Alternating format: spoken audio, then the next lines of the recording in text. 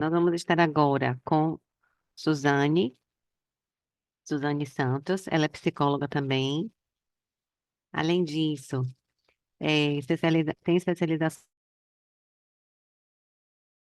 em ABA, especialização em saúde mental e atenção básica, especialização em TOD, é neuropsicóloga em formação, tem habilitação em diversas frentes, como modelo Denver, Kids Mind, comunicação alternativa, redução de comportamento problema, ABA aplicada ao TEA, VB-MAP, terapia ABA para pais e aplicadores. Então, assim, cada habilitação dessa é um curso novo, né? Que cada um de vocês pode fazer, por exemplo, com ela. Certo? Então, seja muito bem-vinda. Ela vai falar sobre a equipe multiprofissional da teoria à prática, complementando o que nós já discutimos até agora. Oi, oi, gente, boa noite. É um prazer estar aqui. Agradeço o convite, eu me sinto muito honrada. Eu vou compartilhar aqui a tela, você só me dá um ok.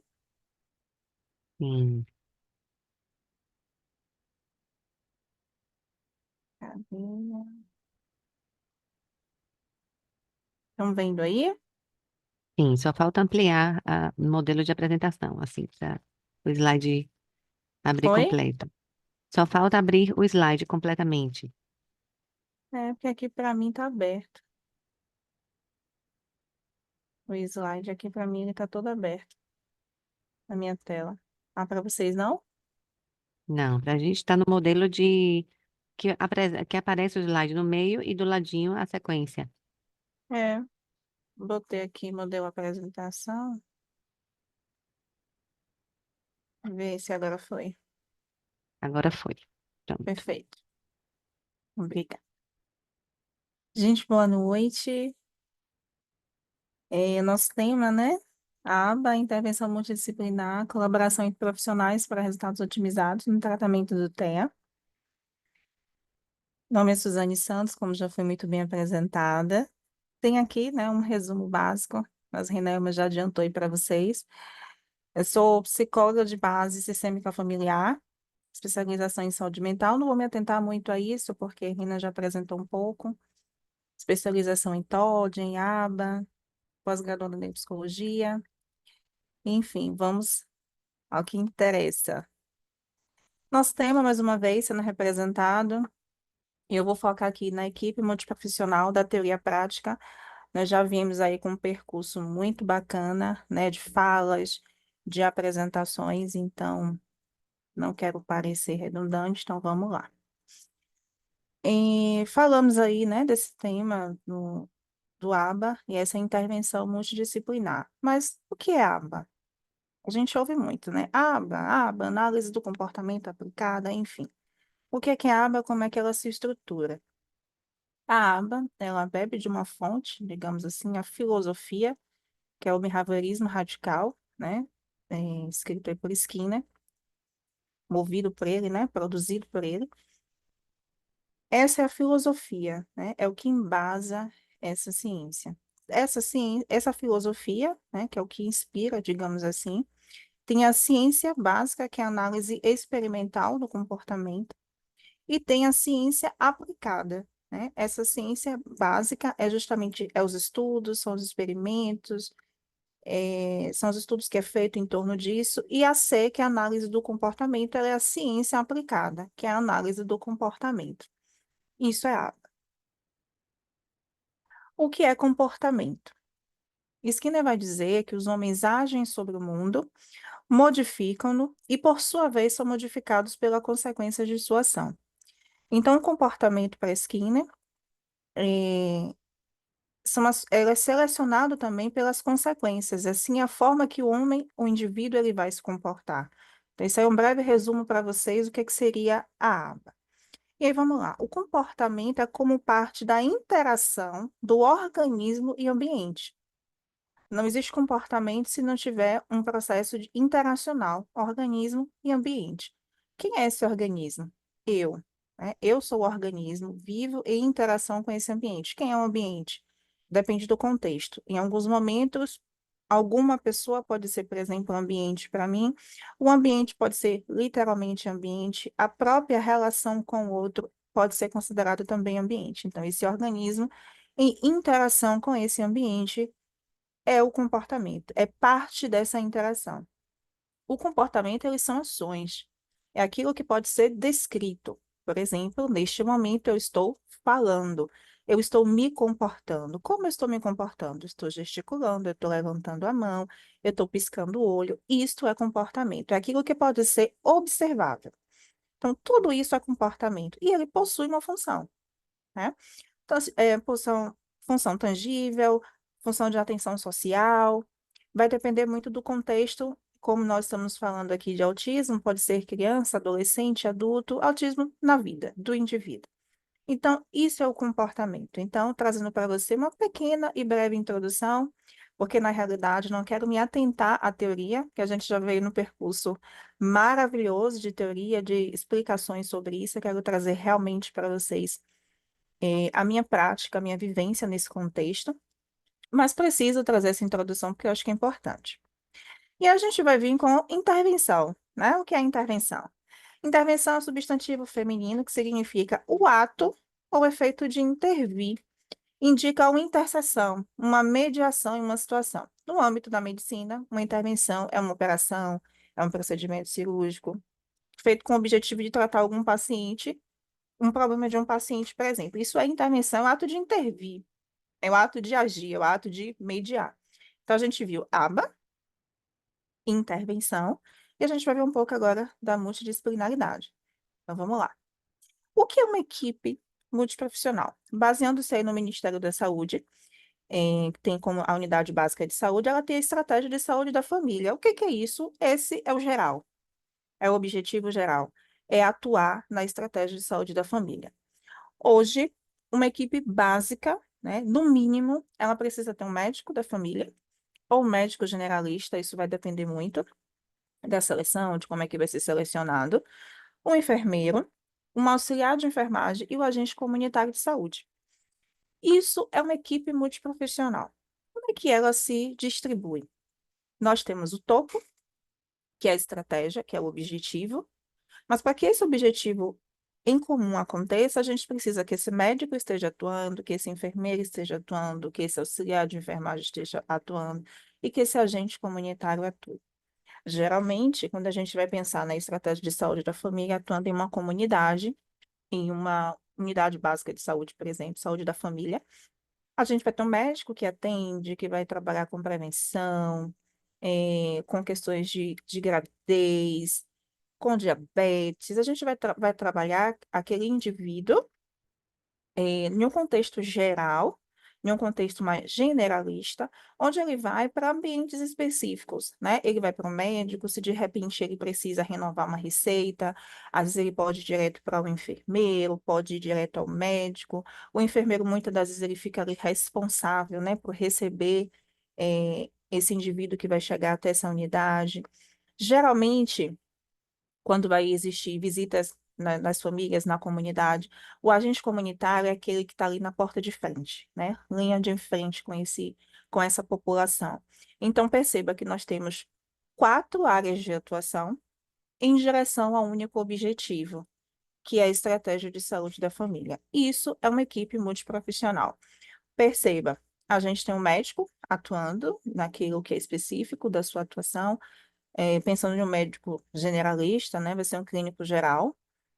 Nesse caso, nas unidades de saúde da família, um atendimento muito básico, a gente não vai ter um cardiologista, um oftalmo, não, é um médico literalmente generalista, um clínico geral que vai atender a demanda geral que chega da comunidade e, se preciso for, ele vai redirecionar para um atendimento mais específico, mais especializado.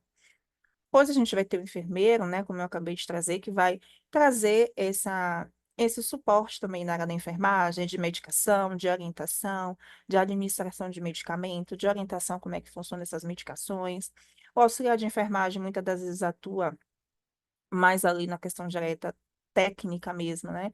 De um curativo, de uma orientação de troca de curativo, enfim. E o agente comunitário, ele vai captar essa família, né? Compreender qual a necessidade dessa família, desse indivíduo, se ele come, como é que funciona a regra de alimentação, se ele consegue ter pelo menos as 3 refeições básicas, café, almoço, janta. É um agente comunitário que lida diretamente com as famílias, né? Diretamente com a população. Então, isso é uma equipe multiprofissional. Ela tem um objetivo, né, que está ali no topo, e ela vai de forma individualizada, trabalhando nas suas áreas de atuação. Quando a gente vai pensar essa equipe multiprofissional em aba, como é que isso vai se dar? A gente tem um fisioterapeuta, e aqui eu botei só umas especificações básicas para a gente trazer uma referência. Fisioterapeuta, a gente pensa na questão motora, psicólogo, a gente vai pensar nas emoções, fonoaudiólogo, a gente vai pensar logo em fala. Isso não quer dizer que eles se resumam exclusivamente a esse tipo de atuação. Porém, quando a gente pensa fisioterapeuta, ai, motor, psicólogo, as emoções, fono, a fala. A gente tem tudo isso que é essa equipe multi em direção ao indivíduo. Então, a gente vai ter um físio, psicólogo. Eu botei apenas essas três áreas, tá, gente? Mas vocês acabaram de ver que isso é muito multi mesmo. São várias profissões, vários profissionais atuando. Mas eu quis trazer apenas essas três básicas como referência. Então, a gente vai pensar. A gente tem um indivíduo com TEA, que vai chegar com algumas questões motoras. Não consegue ter uma pinça, não consegue pegar no lápis, às vezes não consegue ter sustentação corporal, o próprio corpo dele não consegue ter sustentabilidade, ele não senta, às vezes é muito hipotônico, a maior parte do tempo fica deitado. A gente tem, por exemplo, algumas crianças que vai chegar com a famosa, né, a gente fala muito sobre isso, é um tema bastante compartilhado, as desregulações emocionais, tá? E chama a psicóloga para fazer a regulação emocional dessa criança, enfim. E até como a Rebeca trouxe, né? A criança não fala, pensa logo no fono. Uma boa parte das intervenções, inclusive, elas começam primeiro pelo fonoaudiólogo, porque a criança tem uma atraso na fala, a mãe leva logo para o fono. Ai, precisa de um fono, precisa fazer intervenção com esse fono, e às vezes do fono, eles são redirecionados para as outras áreas de atuação. Isso é uma equipe multiprofissional atuando. Equipe multi, ela trabalha de forma individualizada. Isso é equipe multiprofissional. Tem o físio na sua gestão, psicólogo na sua gestão, fonoaudiólogo em sua gestão, com um objetivo comum, que é o indivíduo. Perceba que a gente reproduz o mesmo modelo anterior da equipe multiprofissional, porém, uma nova, um novo direcionamento, que seria a pessoa com TEA, nesse caso, dentro das suas áreas de atuação. Mas a gente vai pensar, indivíduo, quem é esse indivíduo? Ele tem um repertório comportamental que pode circular em uma rigidez, questões sensoriais, suas especificidades, seletividade, e aí volta, né? E esse indivíduo está no meio dessa atuação. Então, nós temos um indivíduo com várias especificidades. Eu ponho um repertório comportamental, porque o repertório engloba tudo que o indivíduo vive, já vivenciou, que está lá no seu histórico de vida, nas suas vivências. Então, quem é esse indivíduo que chega até a mim? Ele é só um indivíduo hipotônico? Ele é só um indivíduo que está com dificuldade na fala? Ele é só um indivíduo que precisa de uma regulação emocional? Ele é só um indivíduo que tem uma seletividade? E aí, o que que a gente faz? A gente pega esse indivíduo e reparte. A gente tem aqui 5 exemplos, né? Repertório, rigidez, questões sensoriais, especificidade, seletividade. Então, vamos pensar que a gente pega esse indivíduo e vai colocar ele em 5 atuações diferentes. Então, a gente tem uma criança indo para 5 consultórios diferentes, vamos pensar assim. Tá, e aí? Como é que se dá essa atuação? Como é que isso funciona? Uma vez que eu falei anteriormente que a equipe multi ela trabalha muito nesse processo individualizado. Oh, como assim? A equipe multi trabalha nesse processo individualizado, é isso mesmo. Quando a gente vai pensar a literalidade da palavra multiprofissional, é assim que ela funciona, né? A equipe multi, ela tem as suas atuações de forma muito individualizada. O físio vai atuar na questão motora, óbvio, como eu falei, eu estou apenas arredondando, né, para não precisar trazer todas as especificidades que o físio pode trabalhar. A fono vai trabalhar fala, se a gente for pensar no Nutri, vai trabalhar a seletividade alimentar, que hoje é um dos temas mais discutidos hoje na questão do autismo. E aí vem o nosso ponto-chave, né? Que vai fazer coro com aquilo que a Rebeca trouxe na palestra anterior. Essa equipe multi tem um indivíduo e tem um meio que é o inter. O que é esse inter? é a interdisciplinaridade, é a interação entre a multidisciplinaridade. Ou seja, a equipe multi, ela precisa existir, isso é fato, porque o que é multi são vários profissionais atuando de forma inter, que é a interação entre a multidisciplinaridade. Ou seja, é o psicólogo que vai conversar com a fono, que vai conversar com a TO, que vai conversar com o nutricionista.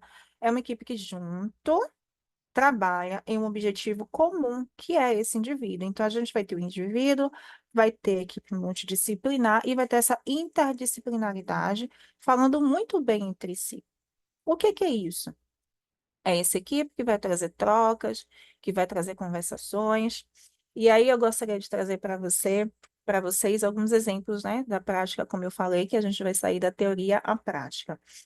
Eu tenho um pequeno que ele tem muita dificuldade corporal, ele não tem noção corporal nenhuma. A exemplo disso, a gente foi brincar numa piscina de bolinha, só que essa piscina de bolinha, ela é em formato de casa.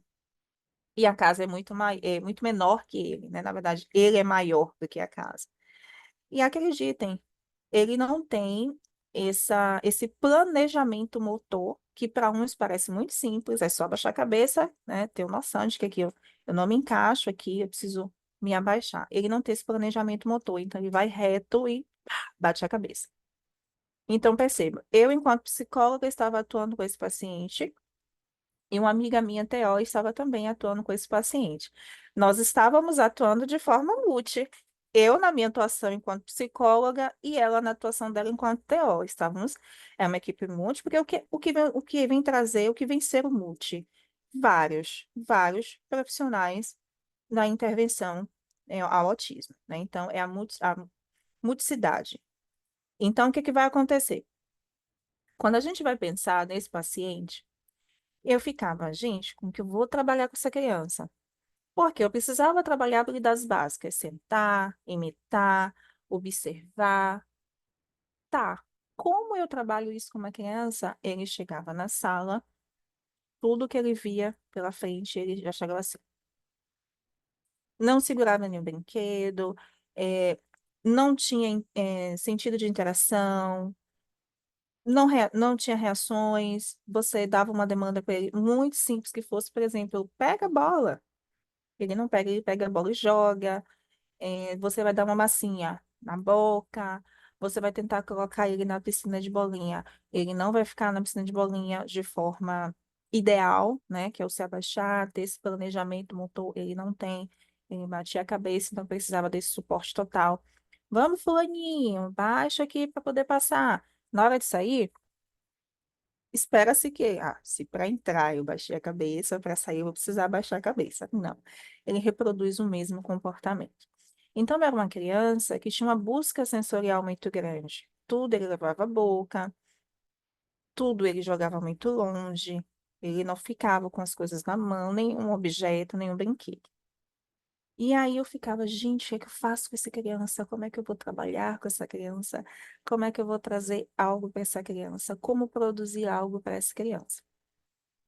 Pensando de forma multi, era difícil realmente. Porque ele precisava de coisas que eu, enquanto psicóloga sozinha, não poderia dar. E a TO, do outro lado, da mesma sorte. Não conseguia trabalhar porque ele realmente tinha essa dificuldade dessa busca sensorial. Aí você diz assim, poxa, mas como assim? A TO precisava, né? Ela não é a pessoa mais indicada para trabalhar o sensorial? Sim. Mas perceba que enquanto ela estava no multi e eu no multi, a coisa não estava trazendo muito retorno. Até que a gente se torna inter, a gente conversa entre si. E a gente começou a trazer trocas desse paciente, a gente falou, a gente precisa fazer esse atendimento conjunto para poder a gente trazer eh, um resultado melhor para essa criança, porque uma consegue dar o suporte para a outra. Detalhe, gente, não quer dizer que o atendimento interdisciplinar vão ser as duas profissões juntos. Se isso acontecer, ótimo, tá? Mas quando a gente vai pensar na conversação da equipe multi, nesse processo inter, é aquela equipe que conversa, é aquela equipe que tem troca, é aquela equipe que tem manejo trocados um com o outro para poder verificar aquilo que é melhor para o seu paciente. Nesse caso em específico, nós conseguimos fazer esse atendimento em conjunto e assim foi surreal. A gente conseguiu ter melhoras significativas. Ele passou a imitar, ele passou a observar, ele passou a ficar com o objeto mais tempo em mãos, ele já abaixava para poder passar na piscina de bolinha. Então, perceba, aquilo que era o meu objetivo de atuação, que era o sentar, ele não conseguia, que era ter o contato visual, que era ter imitação, nós só conseguimos fazer isso quando a gente juntou, né? Eu juntei junto com a TO e a gente conseguiu trazer esse resultado. A TO, por outro lado, precisava trabalhar as questões sensoriais, mas também não conseguia atender essa demanda porque ele tinha uma desregulação emocional também muito grande, né? Da irritabilidade, da inabilidade, às vezes, de esperar, de conseguir aguardar. Então, a gente precisou fazer esse casamento e conseguiu fazer essa intervenção. Então, a gente já tinha uma criança que conseguia aguardar a sua vez, a gente já tinha uma criança que conseguia realizar a troca de turno, minha vez, sua vez, a gente já tinha uma criança que conseguia segurar uma massinha, não elevar para a boca. Então, perceba como essa interação entre a multidisciplinaridade, ela tem resultados, assim, surreais, muito significativos. Então, quando a gente vai pensar nessa atuação, a gente vai pensar exatamente nessa troca, naquilo que é possível proporcionar para o nosso paciente, o que que é melhor para o nosso paciente. Eu quero também trazer para vocês, eu peguei uma criança, vai fazer 3 anos agora, em dezembro. Ele não tinha sustentação corporal nenhuma, muito plutônico. Eu confesso para vocês que até na hora de brincar, mesmo sendo o ideal e o recomendado que a gente fique de frente para a criança com ele, eu não fazia isso porque eu tinha medo dele cair. Porque a gente colocava ele sentado e o corpo ia assim, falei, gente, ele vai cair. Então eu me colocava como suporte para ele, para poder a gente tentar fazer esse processo de interação. Ele tem um físio, tem um psicomotricista, tem TO, e eu precisei conversar com essa equipe. Falei, ó, preciso dar uma pausa aqui, né, na minha intervenção psicológica e preciso seguir junto com vocês na intervenção motora, porque muitas das vezes, enquanto profissionais, nós ficamos muito fechados e engessados na nossa área de atuação. Só que, assim, como exigir dessa criança algo mais complexo se ela não consegue muitas das vezes ter o básico? Então, vamos pensar. Eu preciso que essa criança sente para fazer brincadeira simples que seja, como empilhar um bloco, por exemplo. Então, faz parte do meu trabalho, vamos pensar, essa questão do empilhar blocos. Ah, por quê? Porque eu vou trabalhar ali a atenção, de alguma forma a gente está trabalhando essa motricidade, mas eu trabalho com essa criança o segmento de instrução, posso trabalhar cor, posso trabalhar atenção, posso trabalhar o contato visual. Ok, perfeito. Mas como eu vou fazer isso com aqueles que não sentem, que não têm sustentação corporal? Então, enquanto psicóloga, eu vou ficar muito fechada nessa coisa. Ah, bota ele aqui encostado em mim, bota ele encostado na parede, bota ele encostado no tatame, no colchonete, não sei, vou dar um jeito. Tá, mas a criança ela não consegue sustentar-se. Então, ela não vai render, ela não vai funcionar. Então, eu preciso ter uma conversa com essa minha equipe multi para poder entender. Vem cá, fulaninho, físio, me ajuda aqui. Quais são as técnicas? O que é que você tem feito para poder auxiliar? Ah, geralmente, e foi uma das técnicas, foi essa, né? Realmente é isso que eu faço. Eu coloco ele sentadinho entre as pernas para poder a gente trazer esse tônus muscular para ele. Eu disse, ai, que bacana, então já estava fazendo correto. Então, recebo uma dica sobre isso, reforço, ó. Eu preciso auxiliar ele na montagem dos bloquinhos, segmento de instrução, porque ele não faz isso. E aí o colega fez assim, ó, geralmente eu vou trabalhar com ele essa questão da motricidade, então compartilhava com ele a minha necessidade, ele compartilhava a necessidade dele comigo, e hoje a gente tem uma criança que senta, que brinca, que pula, que sobe, que monta, que encaixa, a mesma coisa. Isso não é uma busca apenas minha enquanto psicóloga, tá?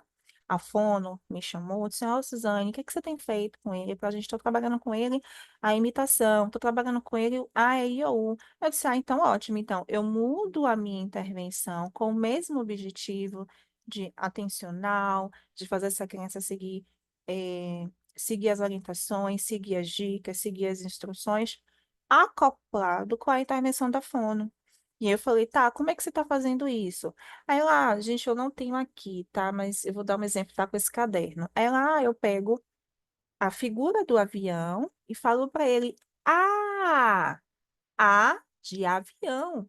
Então, ela mostrou para mim como é a questão orofacial, quais são os movimentos que eu preciso fazer para poder atuar com essa criança. Ah, você está querendo entrar na área, você agora vai ser fono? Não. Mas eu estou trabalhando em conjunto com essa fonoaudióloga para trazer aquilo que é melhor para o meu paciente. Então, se ela está trabalhando o ar com essa criança, ela está trabalhando as vogais A, E, I, O, U. Eu preciso trabalhar com ele o campo atencional, eu preciso trabalhar com ele o segmento de instrução, eu preciso trabalhar com ele a comunicação, eu preciso trabalhar com ele o observar para uma figura, conseguir observar, conseguir olhar. Então, ótimo, casamento perfeito. Então, eu sento com ele. Pequenininho. Ah, ah, ah, de avião. E é tão engraçado que ele senta na frente do espelho e fica. Ah. E às vezes ele chega na minha sala e faz assim, ó. Ele mesmo vem até mim e faz. Então, quando eu tenho entendimento que é que ele está trabalhando, eu consigo reproduzir e essa terapia ela tem uma funcionalidade muito maior. Então, isso é o processo da equipe multidisciplinar, né? Nesse convite inter. Isso é muito bacana. Um outro movimento também que eu gostaria de trazer para vocês, uma outra experiência. Eu tenho uma criança. Ela é altamente funcional, porém é uma criança extremamente sensorial. Então, ele faz pareamento, ele faz reconhecimento de cor, ele consegue perceber o ambiente ao redor, mas ele não consegue fazer isso. Por quê? Porque ele tem uma busca sensorial muito grande. E aí, o que é que eu precisei fazer? Precisei chamar a TO, dizer, ó, preciso que me ajude aqui, umas dicas para poder trabalhar com essa criança, porque eu não consigo, porque ele fica flexionando, né, o órgão genital na gente, na cadeira, onde ele tiver acesso, ele está fazendo isso. Então, eu não consigo trabalhar com essa criança. Por quê? Porque ele está com uma busca sensorial muito grande.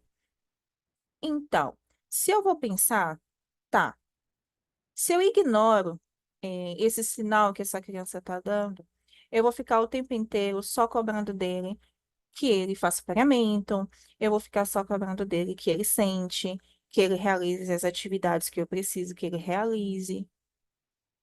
E aí?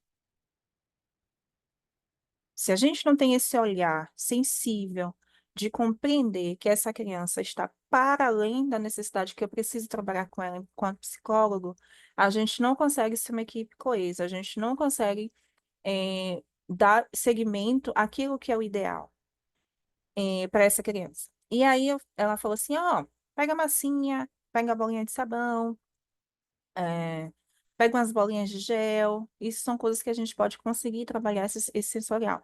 Principalmente porque a gente precisa equiparar, né, a sensação, a questão sensorial que ele tem com a fricção do pênis, por exemplo. Então, é como se eu preciso, é como não, eu preciso entregar para ele a mesma resposta sensorial que o friccionar o pênis, por exemplo, vai trazer para ele. Então, precisa, perceba o quanto eu preciso intervir para essa criança. E aí, antes de eu dar uma demanda, por exemplo, de fazer um pareamento, o que que eu faço? Entrego a massinha, vou brincando com ele, e aí eu já percebo que ele não tem a questão motora, ele não consegue fazer assim com a massinha, ele não consegue apertar, ele até gosta da sensação, do toque, mas ele não consegue apertar.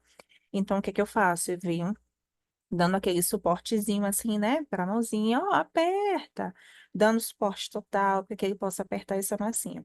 Então, se a gente for pensar em a campo individualizado da atuação, não preciso fazer isso, eu preciso sentar, faço pareamento. Ele não vai fazer.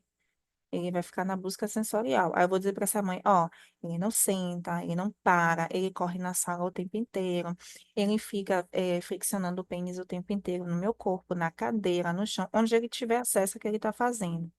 Então, isso é quando você não consegue ter um olhar macro da situação. É quando você apenas está ali fechadinho na sua área de atuação, no seu processo, naquilo que você estudou. E é tão interessante isso, é, que depois que eu comecei a atuar como psicóloga infantil, eu falei assim, gente, eu tenho que estudar mais do que eu pensei. Eu não posso estudar apenas o campo psicológico, eu preciso ter um pouco, muito básico, claro, né, das questões sensoriais, seletividade alimentar, questões motoras. A gente precisa dessa dica porque a gente vai bebendo, sempre respeitando a atuação de cada área. capacitação técnica de cada um, a individualidade de cada profissional, mas reconhecendo que a gente precisa ter essa troca, porque perceba, quando eu sento com essa criança, aperto a massinha, fiquei com ele 10, 15 minutos, apertei a massinha, passei a massinha sobre o corpo, entrego o pareamento. Ele senta, faz o pareamento de forma fantástica. Só que assim, se a gente vai pensar no campo de avaliação, eu vou pegar essa criança e vou dizer assim, ó, ele não faz pagamento, não, viu? Se ele não faz pagamento, não é porque ele não tem a capacidade, pelo menos nesse paciente específico, tá? Desculpa, nesse paciente específico, não é que ele não tem a capacidade de fazer o pagamento, mas ele tem uma necessidade anterior. A gente traz muito esse exemplo, que não tem a ver com TEA, mas tem a ver com a sensibilidade no olhar. Por exemplo, escolas públicas. Às vezes a gente tem um aluno que chega de manhã, e ele não consegue assistir a aula, ele fica agitado, ele fica de um lado ao outro. E ele, sabe, ele fica muito serelepe na sala, a gente diz, pô, esse aluno não para em sala de aula. Né? Quando a gente vai pensar a aba no contexto escolar, por exemplo, ele não para, ele não fica quieto. Se você vai parar para pensar, às vezes essa criança não se alimentou bem. Então, você para apenas para ter uma escuta com essa criança. Ah, eu não tomei café. Então, ele está agitado, que ele está esperando a hora do lanche para poder ele comer. Aí, depois que ele come, é interessante, depois do intervalo ele fica mais calmo. Por que será que ele comeu? Então, perceba, enquanto profissionais, a gente precisa ter muito esse olhar atento, né, para essa criança. Por que essa criança está tão agitada? Por que ela não senta? Eu tenho um paciente, ele tem uns 14 anos, ele tem um transtorno da apraxia global. Ele não consegue, ele não tem noção corporal. Ele vem comigo, assim, para a sala, e ele se bate na parede. Só anda machucado, braço quebrado, perna quebrada. Ele realmente, as funções que controlam a questão corporal, a organização corporal dele não está em bom funcionamento. Então, é interessante que eu precisei, né? Eu precisei falar com a TO e com a física. Eu disse, ó, eu preciso trabalhar com ele essa gestão corporal, porque a gente ia buscar ele na recepção, quando a gente ia para a sala, até chegar na sala ele se bateu em 4 paredes. Então eu preciso estar sempre nessa gestão. Ó, olha para frente, olha, tem uma parede, olha para frente, percebe o que está ao seu redor. E aí, como a gente tinha um tatame bem grande, né? Tem ele é por cores, então eu delimitava. Ó, você precisa ficar dentro desse quadrado, a gente vai fazer essa atividade aqui dentro. Não pode passar pelo lado de lá. Por quê? Porque começava a sessão no tatame verde, ele ia terminar no rosa lá do outro lado.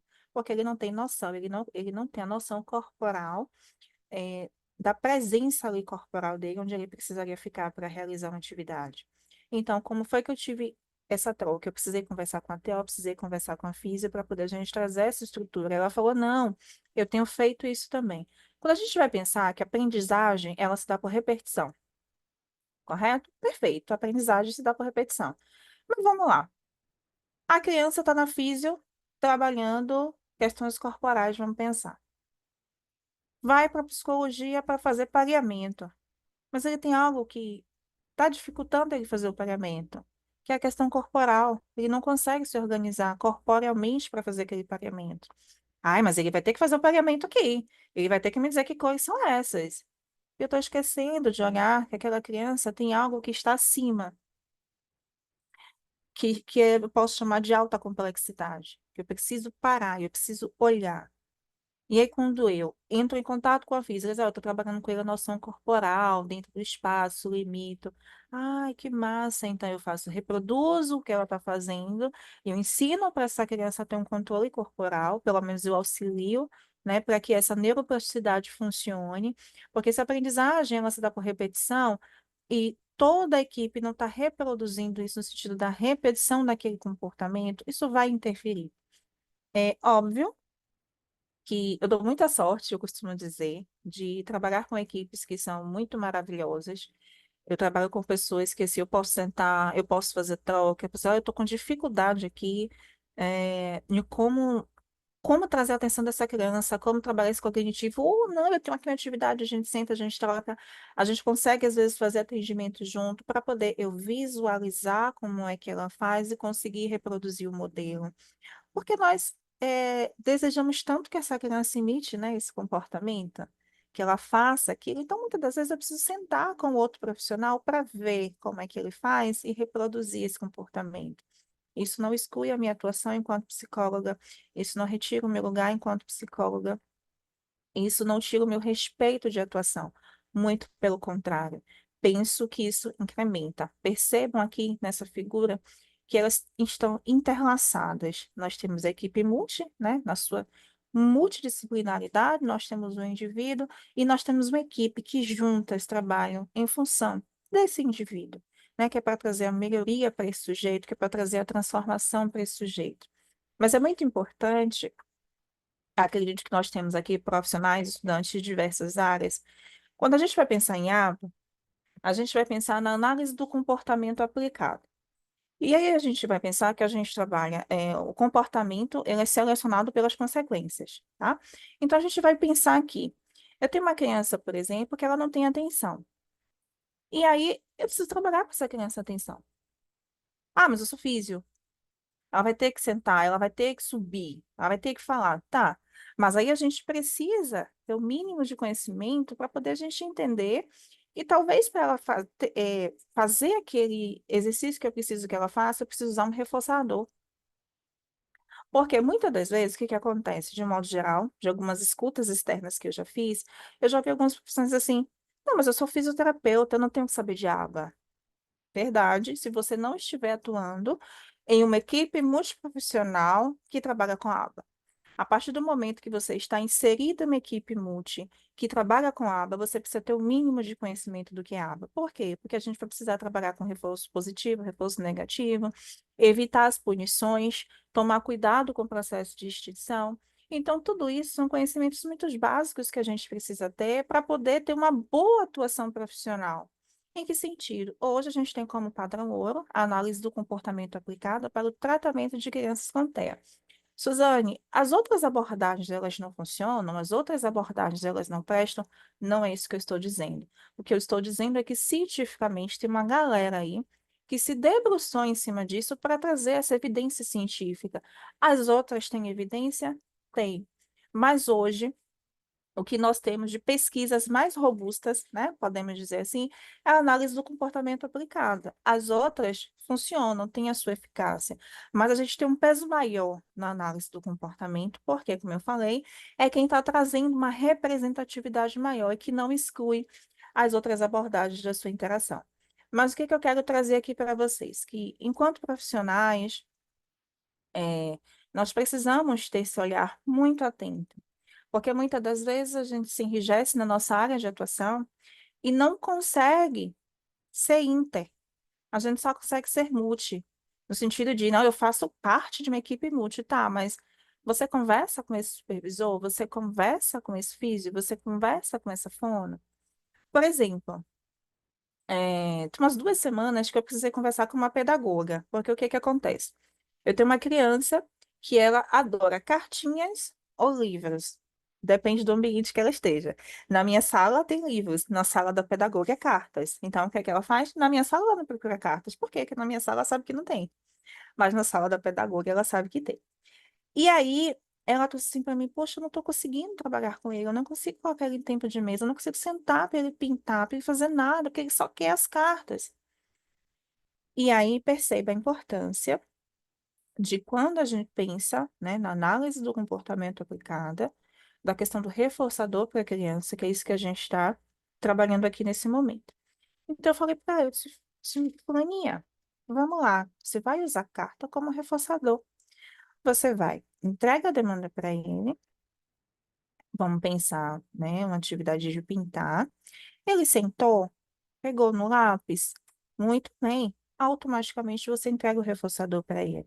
Você vai deixar ali 1 minuto, 2 minutos.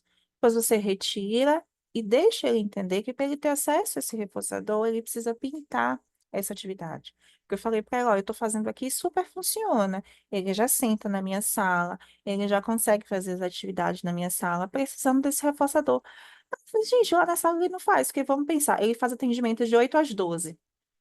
8 funciona, 9, 10 não funciona e 11 funciona. O que está acontecendo nesses dois horários que não está dando certo? Então, eu preciso conversar com esses dois profissionais e muitas das vezes eu faço isso, ó. Como é que está a sua sessão? Lembrando que isso eu faço porque eu tenho uma equipe multi que funciona de forma inter. Eles são abertos para isso e se permitem para isso, e isso é muito importante. E aí eles trazem para mim, e aí a gente junto consegue fazer uma avaliação. Ah, então o que está faltando é um reforçador, o que está faltando é você retirar o excesso de distratores que está nesse ambiente, é você retirar tal coisa, porque às vezes são coisas muito simples e que o outro, às vezes, sozinho não consegue perceber. Então, quando você faz isso de forma junta e coesa, a gente consegue ter resultados. E aí, na outra semana, ela fez, Suzane, deu certo. Ele já sentou na mesa, ele já fez atividade, menina, foi ótimo. E a gente precisa entender que, inclusive, o hiperfoco da criança, ele não é ruim, ele é excelente, porque a gente pode usar isso a nosso favor. Então, perceba, quando a gente compreende o que é análise do comportamento, quando a gente compreende o que é comportamento, quando a gente compreende que o comportamento ele é selecionado pelas consequências, isso facilita muito mais a nossa atuação enquanto profissional. E, para além disso, quando a gente compreende a importância dessa equipe multi ser coesa, dessa equipe multi interagir entre si, a gente consegue ter um resultado muito maior enquanto profissional na nossa atuação. Amores, minha gratidão para vocês. Sou grata pelo tempo de escuta, pelo momento com vocês. Espero que eu tenha conseguido passar para vocês uma pequena parte da minha experiência. Tem um campo muito mais vasto aí, mas o tempo não nos permite. Quero deixar aqui para vocês os meus contatos, o meu e-mail, meu Instagram, quem quiser me seguir, meu e-mail, meu telefone. Aqui estão as referências, né, de onde nós tiramos um pouco do que foi apresentado aqui. Mais uma vez, deixa eu pausar aqui. Eu gostaria mais uma vez de agradecer a vocês. Gente, eu agora interrompi.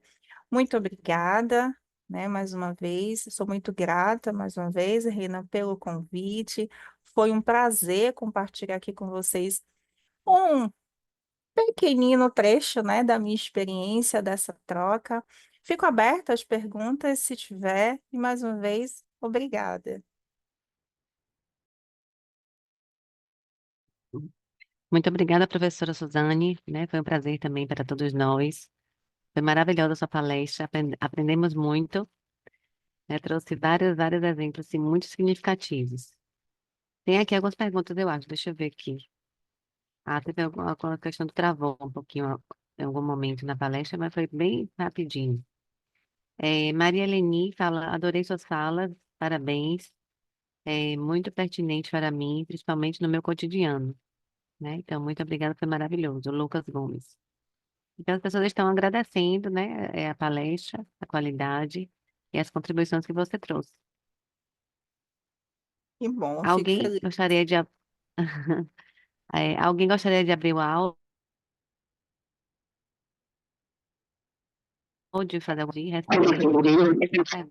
Vocês- Suzana, Eu gostaria de agradecer aí a psicóloga, porque eu achei interessante quando ela falou em questão de trabalhar em equipe, e dessa equipe ser multidisciplinar, porque quando a gente se trabalha em equipe, a gente sabe mais saber ajudar, no caso, o autista. Então, essa parte dela aí, todas tudo que ela falou foi interessante, mas essa parte que ela atuou falando, eu achei muito importante. Que bom, fico muito feliz que bom. você tenha sido alcançada. Gratidão aí também.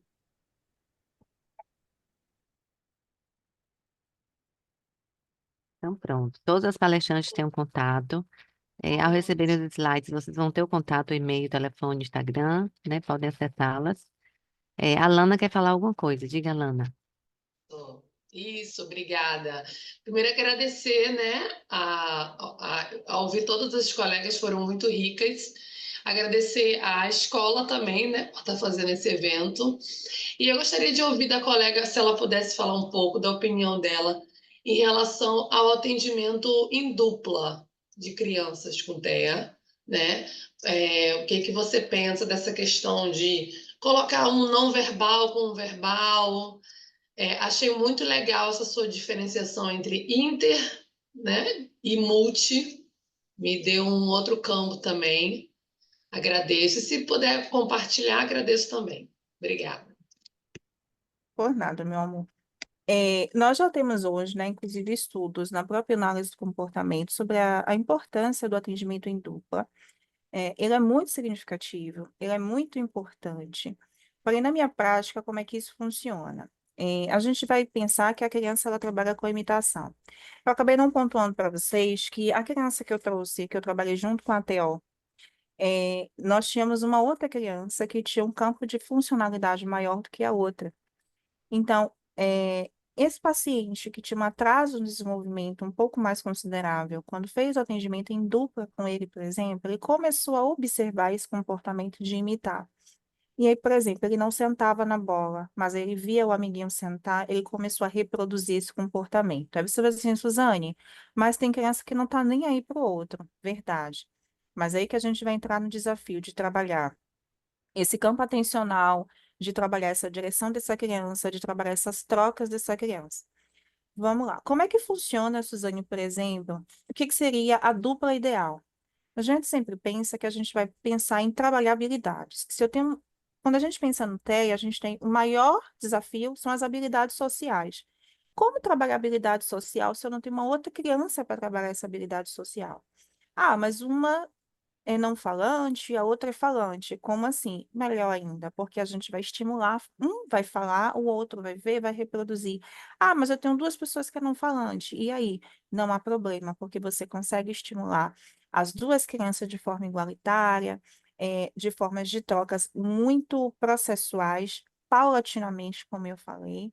Agora, óbvio que essa dupla, ela precisa ser colocada de forma selecionada, não de forma solta, né? Muito importante essa divisão, porque a gente consegue, inclusive já tem aí até as terapias de grupo, porém, não com um profissional, né? A gente precisa distribuir para dois, três profissionais.